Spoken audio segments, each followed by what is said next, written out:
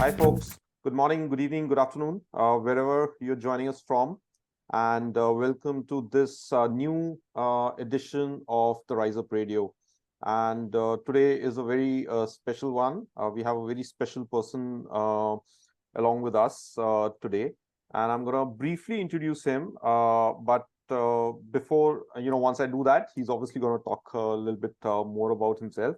So welcome to this episode, Reiner. It's lovely to have you with us. So folks, Reiner is the founder of BoomerangCoach. It's an executive coaching firm which specializes in leadership, career development, innovation, and transformational change. I don't think I can do full justice to what Reiner is doing, and I'm going to invite him to talk a little bit about himself and the work that he's doing.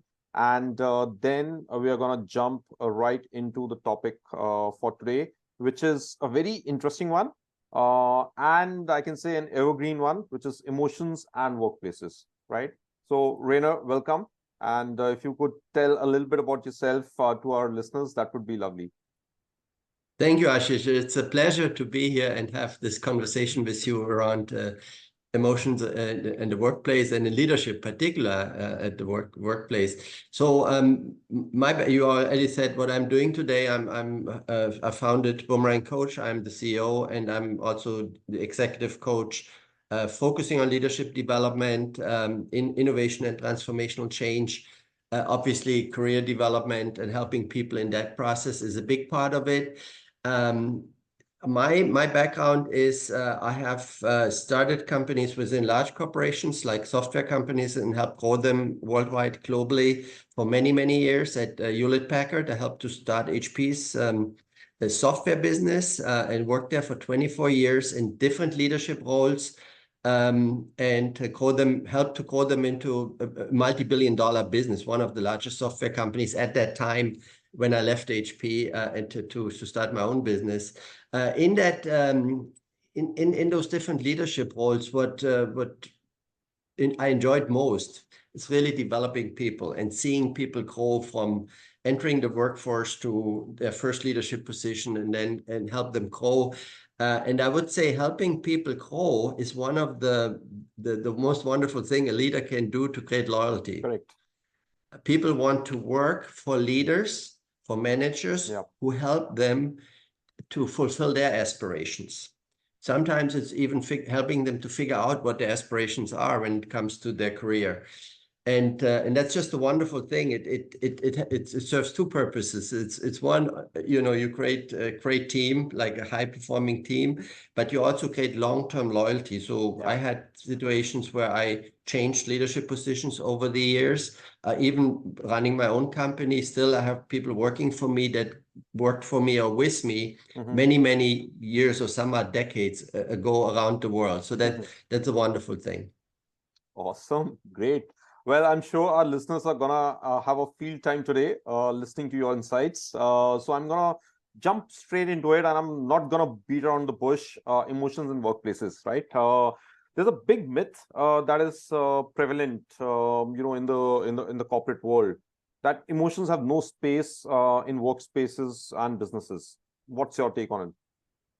Yeah, that is true. Many people, and I personally had experiences when I was as a leader, as a manager, when I went into the emotional space with people, just asking how you're feeling. People felt uncomfortable to talk about it.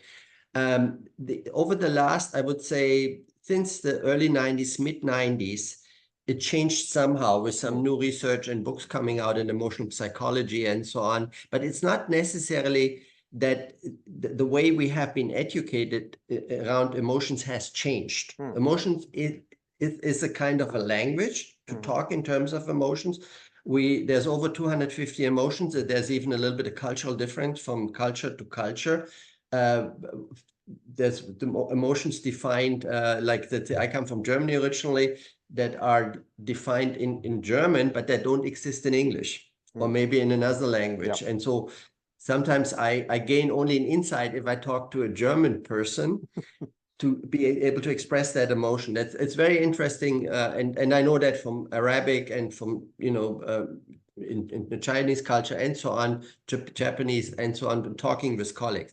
But your question in terms of the myth that emotions have no place no space in the workplace is really a dangerous one, because we are always in an emotional state, and there's over 250 emotions roughly, and we just don't know. We are not aware of it. Yeah. So we think we're making rational decisions. So, our behavior, our actions, the things we say, even our body language is driven by the emotions we feel, the mood or the emotions we feel in that moment. So if, let's say, the manager on a Monday morning, stressed out, late to work, comes in traffic jam and is already nervous and shows up at work a little bit late, and one of the employees comes, has a great idea over the weekend and wants to present that idea, and the manager is already rushing to the next meeting, raises her eyebrow, just not even saying anything negative, just the body language and the facial expression shows she's displeased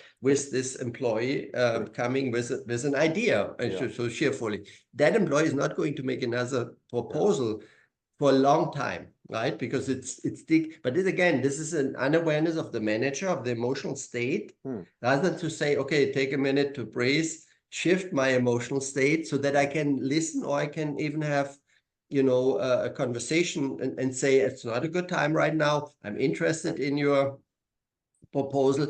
Can you find a time on my calendar, and something like that. So these are little examples, but there's even in the big examples in decision making, right? When we make big decisions, I know from the corporate world, managers always, they want rational, they want a spreadsheet, and they want to, there's the slide sets and the pros and the cons and all those things. But at the heart of all those things is, at the end, when the decision is made, it's an emotional decision. It's driven by the emotion, right? Which is driven by emotions at the end. Right. Do I trust the data, first of all? Do I trust the person that comes with the data?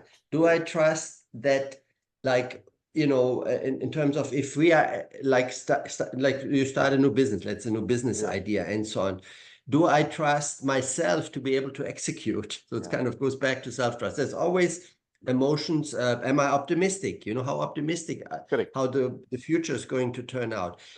So when it comes to science itself, there's a lot of different data points that adding up. So for example, in January, there came a new Stanford study out that says when we make decisions, they are 90 to 95%, they are made for emotional reasons. So emotions drive these decisions. They make us make these decisions. There's only 5 to 10% that are rational made. When it comes to employee engagement, studies that have been done by the Leadership Council many years ago, that showed that when it comes to employee engagement, so how much discretionary effort an employee puts into their work, emotions are 400% more powerful than rational reasons. Rational reason would be to say, I work hard because I get paid. That would be a rational reason. An emotional reason would be, I work hard because I believe in the purpose of what we are doing, of our team, the changes we are relate with my manager, or my manager cares for me, hence I want to perform better for them in the end. Yes, I'm because I'm recognized by my manager. I want my manager to succeed. I want the team to succeed. Loyalty is also an emotional loyalty to the team. These kind of things. So we have these a lot of data points that say emotions are much more powerful. They drive our behaviors, our actions, our thoughts, what we say. And so that's why we need to pay attention to emotions. Practically, Ashish, first of all, I believe my success in the business world, I have different degrees, I'm master in computer science and an MBA, and I have electrical engineering, all these things. These are all rational things that I learned. I don't think these were the things that made me successful. I think it were the emotional and social skills that made me as a leader successful, to have people lead them effectively, even want to work with me as a leader. So I think these were the emotional skills, just as a practical note. Absolutely. I think, the statement that emotions don't belong in the workspace, that's as good as saying humans don't belong in the workspace. Because if you have humans working together or working in a workspace, then you have emotions by default attached to them, right? And they are going to come no matter what. Awesome. So I can see your book, behind you, Aspire, right? Yeah. Yeah. And in your book, Aspire, you talk about 7 critical emotions, which are essence, of leadership. So, can you tell us what they are and why are they most critical? Why are these 7 the most critical ones? Yeah. So in my work, both when like helping companies to innovate, also with my own innovations, in early years, in my work as a leader myself, as well as coaching leaders, I have found again what I said before, that emotions drive the behavior. In the past, we would focus leadership development more on identifying the behaviors and saying these are the behaviors of a leader. Now, when I coach just at the behavior level and let's say, I tell a leader identifies and says, oh, I need to listen more. Okay, let's say that's a good leadership behavior. The leader is not going to learn it that easily. If the emotional state is not given. So for example, the emotional state of interest in what that other person that I'm listening to has to say. So I need to cultivate interest in that person, what that person has to say, in order to be a good listener. That's just an example. So that's how emotions drive. So interest is an emotion, listening is a behavior. So in my observations, and comes from practical work, and I have been experimenting and coaching around these emotions. Of all the over 250 ones, I said, which are the ones? So if a person cannot easily learn 250 emotions because it's a language, like you learn a new language, it's too much for any person, even for me. And I still have books here and look up emotion and say, what is that emotion exactly? And do I feel that? And so I'm still learning because it's so complex that I said, what are the ones that are most essential? And I started with the behavioral side. So I looked at what are the key leadership behaviors, the essential leadership behaviors for leading to being an effective leader. And effective leader means, for me, that's the essence of leadership, is to envision a future, a better future. This could be for your company, for your team. This could be for your community, maybe for the whole country or the whole world, or for your family or for you personally. You envision a future. And then you mobilize people to inspire people, you mobilize people to help you make that vision reality. That's the essence of leadership. Okay. So with that definition in mind, I said, okay, what are the key leadership behaviors and what are the emotions that drive those behaviors? I built them like a pyramid, the 7.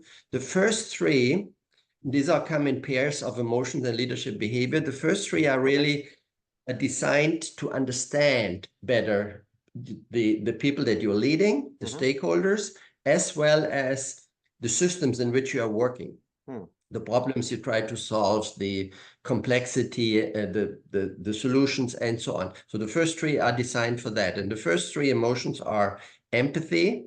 Okay. Empathy drives caring. So when you feel empathy, emotional empathy for a person, you start caring. And caring leadership behavior is absolutely critical. All the research has shown that employees want to work for caring cultures, for caring leaders, for caring companies. The second is compassion. Compassion is the emotion that includes or builds on empathy, but it also adds the commitment to do something about it. So you feel, let's say, let's say you lost your a loved one, Ashish, and you share with me, and empathy makes me resonate with you emotionally. I feel you are sad. I feel your sadness. I might not feel the exact same thing, but there's a resonance. Correct. But it does not, I care. It makes me care about you, but not necessarily do something. That's where compassion is needed. In order to say, Ashish, I know you just lost a loved one. Can I come to help you, maybe cook you a meal or take care of your daily affairs? I take the children or something to school. That requires compassion. Compassion commits us to serve the needs of the people that we care about. The third one is interest. Interest is the emotion that really compels you want to understand something or someone really well. And so it keeps it, like if you read a book, you could read a book for curiosity and say, I want to know who the murder was. No, and then when you find out who the murder was, you stop reading the book. But if you read with interest, you want to read the book from beginning to the end and understand the whole complexity of it. The same is true in a human being. If I say, oh, Ashish is an interesting person, he does interesting work. Now, suddenly I'm interested and I keep asking questions. I talk more to you and I keep at it. It's more sustainable. So interest drives understanding. There's many leaders that are accused of not understanding the issues of the people they are leading. We hear it very often at the political level. People say that political leader up there, that president or that chancellor or parliamentarian or whatever, does not really not understand. He's too far removed to it. And there's something true to it, because research also shows in emotional psychology that the more leaders move up higher into the C-suite and so on, the less empathetic and less compassionate they are. Right? So this is the foundation for any leader. And these emotions also not only help you to be successful and effective in the workplace, but also at home and in the community. When I coach leaders, these emotions, they tell me, and I have an example in the book, and that's why I put it in. He told me, Reiner, I'm really grateful for learning these skills, because I'm much more effective leader. He started out, I'm just let's call him Jack. That's not his real name, but for confidentiality. But that he started out just managing a small team. He was just promoted, and when they hired me as a coach for him, and he was overwhelmed. Learning these skills, these 7 essential emotions and leadership behaviors. Today, he manages large organizations of thousands of people with ease. He tells me. I'm not telling him, because it comes natural. But so these are the first 3 that will help you in any part of your life, but especially in leadership: empathy, compassion, and interest. The next 3 are based on that deeper understanding that you have. Right? So when you are promoted to a new leadership position, let's say to your first leadership position, those 3 emotions that I just mentioned are extremely important for you to understand all the stakeholders. What's happening? Your own team, your peers, what are their aspirations, what are their needs, what are their goals, what do they need to collaborate with you, and higher management, what are their visions, what are their aspirations, what do they need from you, how do they measure your success and all. So those 3, if you cultivate them and then you reach out to these stakeholders in all 3 dimensions or directions, you will build a very solid foundation just in the first few weeks of your new job. But then with that understanding, you need to come up with, envision a future, how you're going to change, like a vision for your team, for your organization, for your community, whatever it is. And so that's where the next 3 come in. The first one is optimism. Optimism is the emotion that allows you to look at the future, something that you're very likely say, I'm going to make that happen. It's possible that I make that happen, rather than pessimism, whereas every idea that an employee brings about the future, you say, nah, that's not going to happen. That I have seen that failed in the past thing. Do you need optimism in order to be able to be a visionary leader? I'd like to give an example. Call her Jennifer. She was reporting to the CEO. She had a team of people, and she performed okay. She met her objectives with her team, but her boss accused her constantly to say, if you're doing too much micromanagement, you are doing the work of your people. And this was true. She worked like crazy. She worked like on the weekends. She worked 12 hours a day. She worked hard. And her CEO told her, you're not a visionary leader. You need to lead differently. And she didn't, what do you mean? I have no clue. What do you mean? And so Jennifer, they hired me.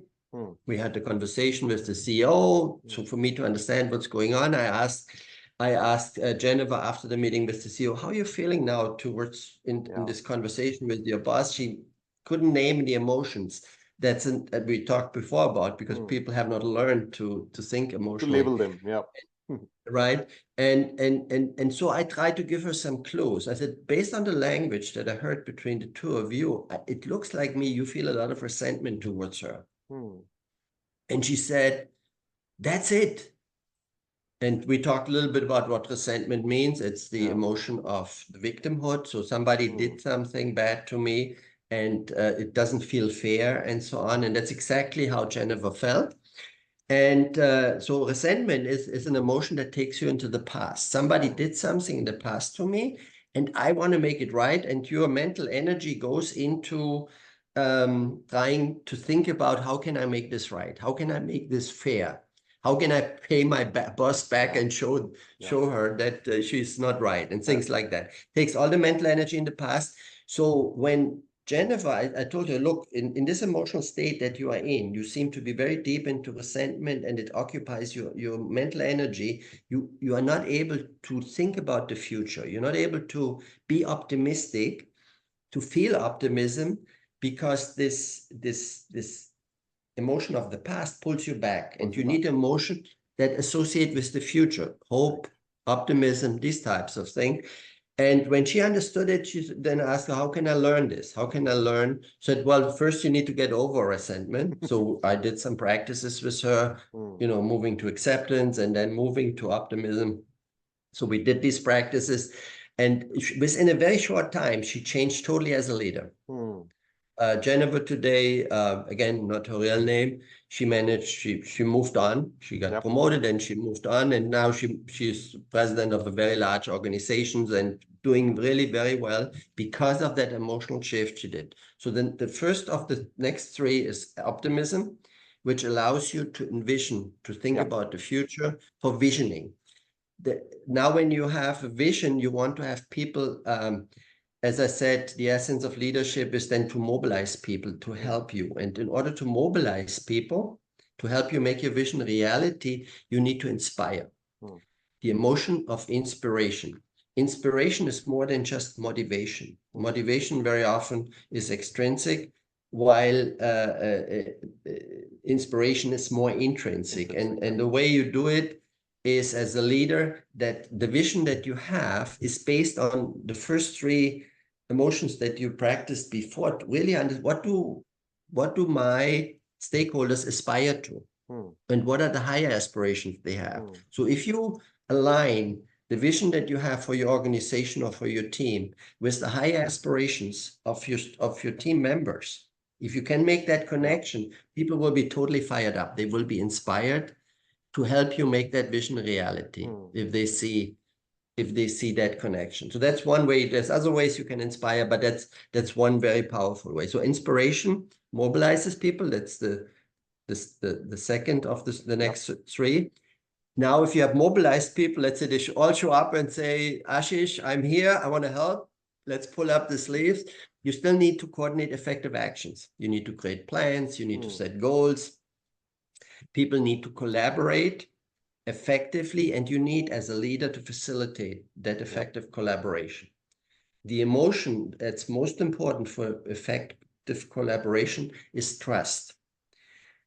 Trust has many dimensions. It's from all the emotions that are researched, one of the most complex emotions, because it has so many different levels and dimensions as well. And we don't want to go in all of those, but for example, trust could be, do I trust you, Ashish, when I work with you, that you care about the work or about me?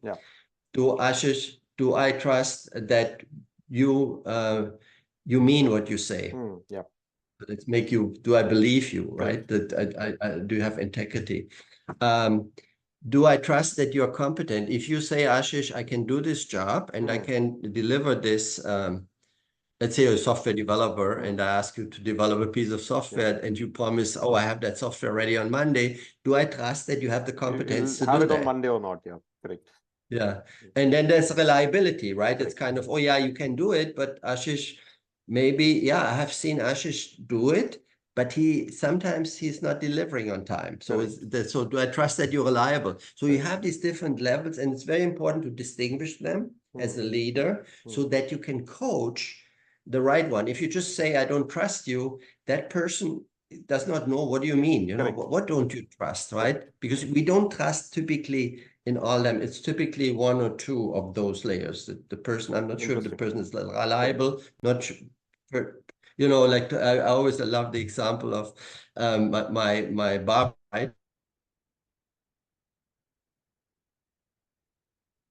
If my car was broken down, so I trust my barber, right? But if my car is broken down, I don't trust that barber to fix my car. I don't let them close to my car, no? So I cannot just say I don't trust you or I trust you. I need to say what is it you don't trust? So those are the next three that we talk about: optimism, inspiration, and trust. They drive visioning, mobilizing people, and coordinating effective action to make your vision a reality.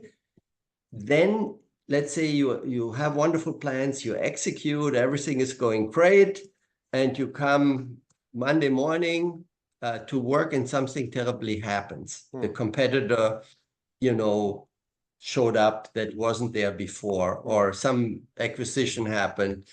Or a pandemic happens, right? Like many businesses that I coached during the pandemic, they were struggling for survival.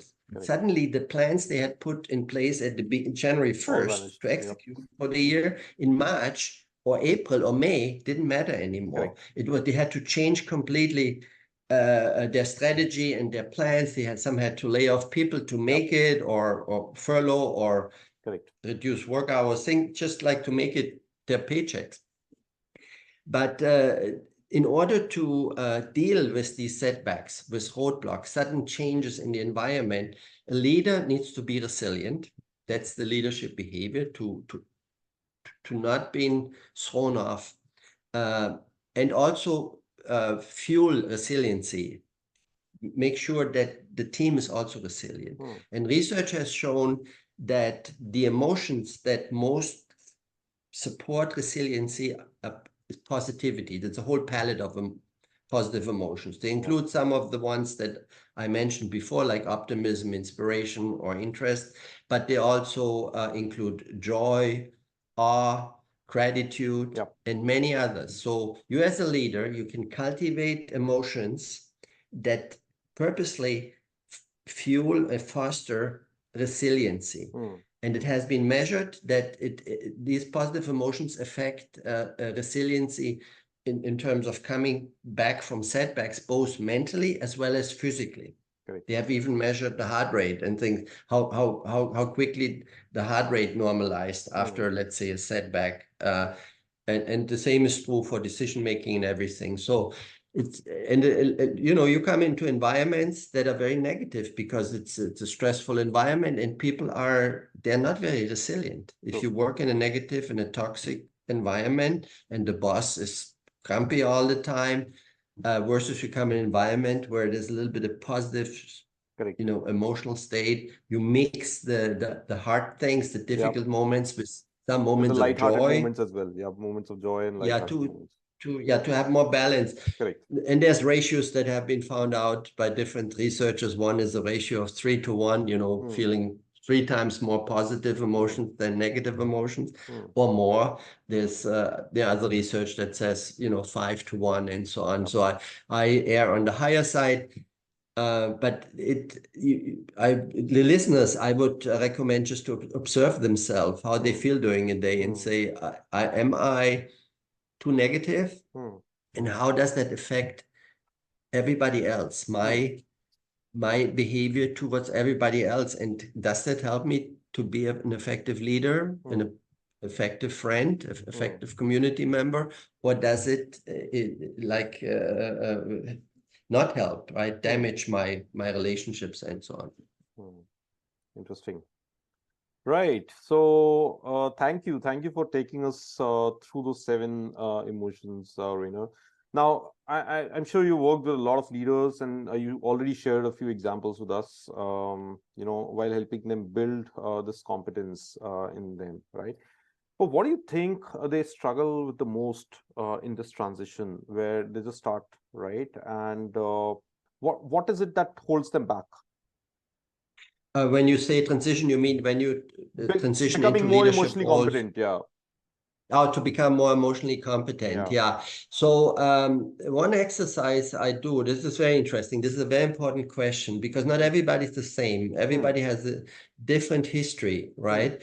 So let's say I have done leadership workshops where I teach them on the emotions and then I let people do a self-assessment. And this is just randomly out of one of the many workshops that I have given. And these are high-level leaders, that at least senior leaders that have been in leadership position for a long time, even that they have been in a leadership position for a long time, perceived as relatively successful. They have weaknesses in the emotional space. And for one person that shines just come out for me, she discovered I had my whole life issues with trust, and it goes back to her childhood, how she grew up culturally and so on. And so she has a hard time trusting people. And she says, now in this workshop I realized how that shows up in my work as a leader. If you don't trust somebody, you don't get trust in return. Right? It's a two-way street. And now this becomes an inhibitor in the collaboration or in the leading a person, a team, or a person, and so on. So that showed up for her. So she showed up, she did a self-assessment that I gave her, and she showed up very low on trust. She showed up in these other emotions higher. She was high in empathy. She was in compassion. That was all there. She had interest and so on, but trust was super low. So from her, she designed specific exercises to develop trust. We went then deeper into trust. What kind of issues do you have with trust? Which levels, which dimensions, and so on. And we worked then closer on it. Another person in that same workshop, also senior leader, she believed that in order to inspire, so to mobilize people through inspiration, you need to be charismatic. She said, since I was little, I was told I'm not charismatic. I had that belief. So I said, I can never be an inspiring leader. So I never tried it. And so she was low on inspiration, right? She was more motivating people through extrinsic motivators and things which we know, like, as I said before, is less powerful, much less powerful. We talked about this ratio of 400% more if you are emotionally engaging people. And so her exercise was then to learn how else, if I'm not charismatic, how else can I, what are other ways in which I can inspire people. So I'll give you an example. There's a lot of research being done. So for example, you can inspire people through compassionate support. So it's where one of these other emotions come in. I had a boss at Hewlett-Packard in my early career where I was still struggling and trying to find out the landscape, and I was starting a new business, and I had never done it before. So my boss was just a great listener. Whenever I came to, we had this open door policy. You could say, can I come in for a moment? I'm stuck here. He would sit down, he would listen compassionately. And I came out every time out of these meetings inspired. He was not charismatic, but his compassionate support inspired me to move on, and because he knew, I knew it, and it was reliable. No, I could count on it. There's other inspirations. You can inspire by setting stretch goals, right? You can inspire by if you have somebody see that the work they're doing right now is going to lead to advance their career, to their career aspirations, right? That is inspiring. So there's a lot of different ways, and we designed ways to be able to do that. Yeah. So in a nutshell, if I hear you right, it's their past experiences and their self-limiting beliefs primarily what hold them back. At the initial part of the transition, to be able to understand how can they be better, or how can they basically start becoming more competent in emotions, isn't it? The lack of awareness about what are the emotions like. So emotions can serve two ways, right? You are in an emotional state. We are in an emotional state right now, right? So we are in the emotional state interest, probably. We're probably also a little bit inspired to learn from each other, things like that. I feel inspired by your questions, right? Things like that. And we are trying to figure out this leadership thing, right? Help others.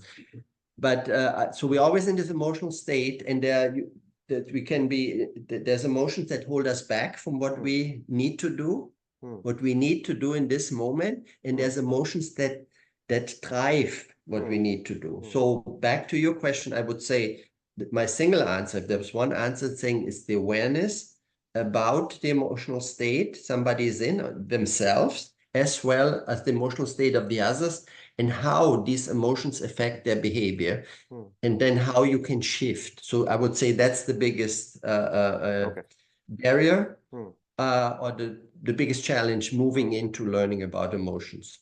Yeah. So on that note, can I ask you what our listeners can take away from this session?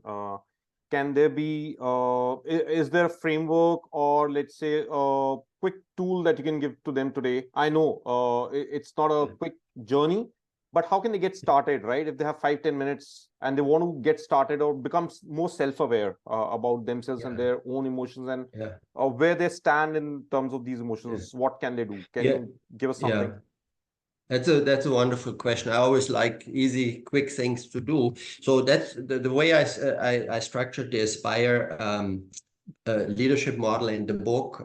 Let me start with the maybe definition and then do the self-assessment. And the self-assessment is very simple. That is in each chapter is to say this emotion, let's take the example of empathy, and pick a specific person, a key stakeholder that is really important for you. It might be your boss, or it might be your spouse, or it might be a friend that you struggle with, somebody you struggle with. How capable am I in terms of, on a scale from 1 to 10, in empathizing with that person that I'm struggling with? So you can measure your empathy for that person. If your empathy is very low, you probably have also a very hard time to turn this relationship around. Right. The same is true for compassion, for interest. How interested am I in this person, right? In what they have to say, in their issues and so on, in regard to our relationship. The same is true for optimism and inspiration, trust, and positivity. Each of them, you can do quick self-assessment, but you take a person or a situation in which you put yourself in and say, how strong am I feeling? Correct.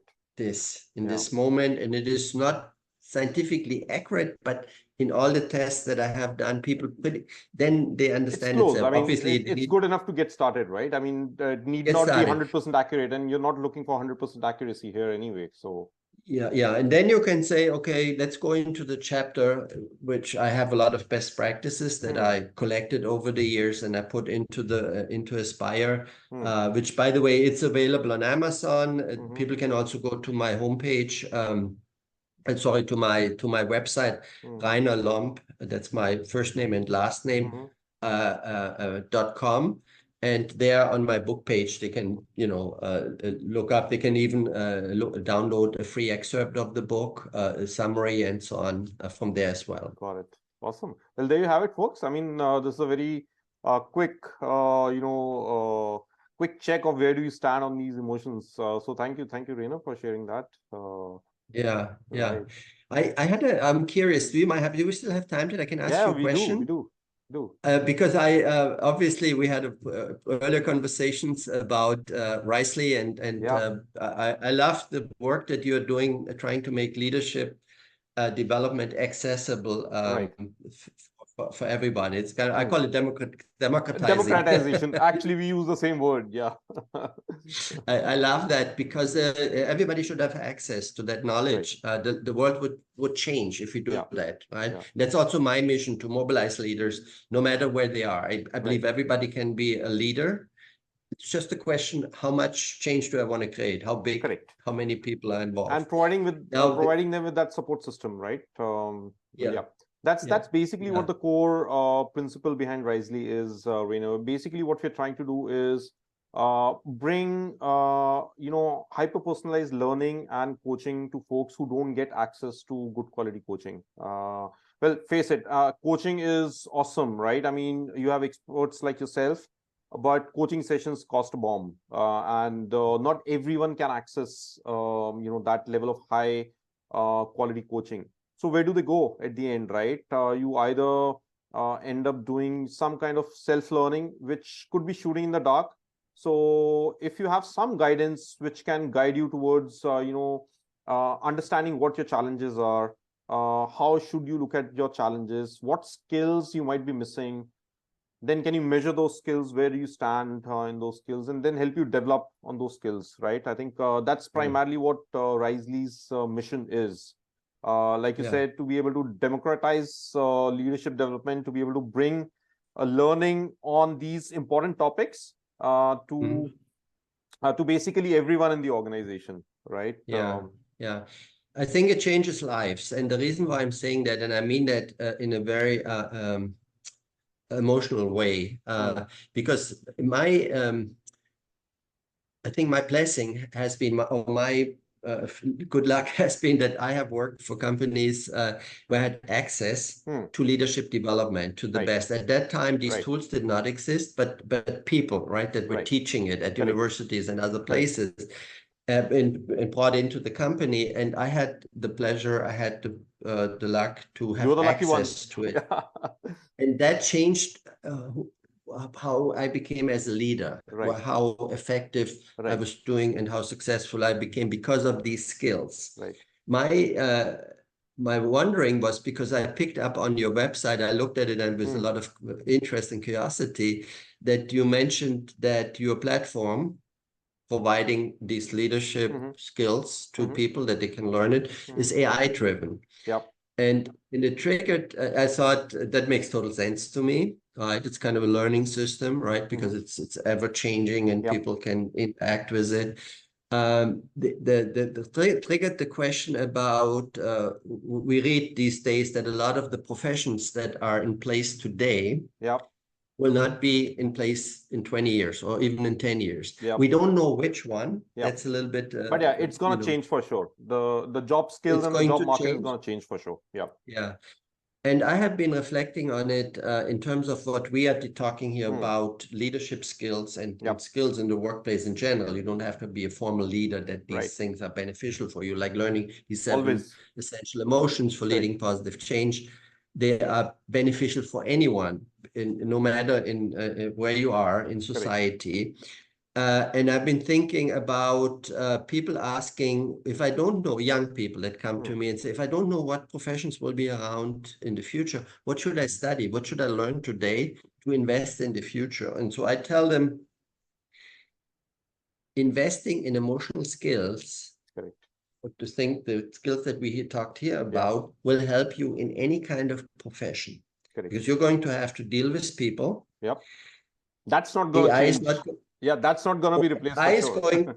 Exactly. AI might be able to simulate, like to give you the impression it is feeling, but it's not going to feel. So you're not going to trust AI that it is empathizing with you. You will know that. You will maybe use AI to give you advice on some rational things, but maybe not so much when it comes to the emotional skills. Absolutely. I think my take on this, and I wrote about this on some social platforms a while back as well, is a lot of things are going to change, a lot of skills are going to change. What's not going to change is how people interact with people, right? And people wanting to interact with genuine human beings rather than anything else. And the need to be able to be treated like a human being is gonna be even more higher, right? So for managers and leaders, I think it's really, really important that they develop and build the emotional competence, because that's never gonna get replaced, right? All kind of skills might change, all kind of workflows and workspaces might get changed, but how people interact with each other, I think at a human level, that's never gonna change for sure. Right. Yeah. I think we're on the same page there. This is my feeling too. So invest to our listeners, invest in emotional skills. And it will help you now and in the future. Well, great. This was a very inspired chat with you, Reiner. Thank you so much for taking on the time. And I'm sure our listeners are gonna, really enjoy listening to this podcast. Folks, so that's it for today. Thank you so much for joining in. I hope you had a great time. do tell us in the comments and let us know what you think. And you can always connect with Reiner on LinkedIn. He's very accessible. So thank you, Reiner. Thank you for coming on this episode with us. Thank you too, Ashish. It was a pleasure talking to you. Take care, folks. Bye-bye.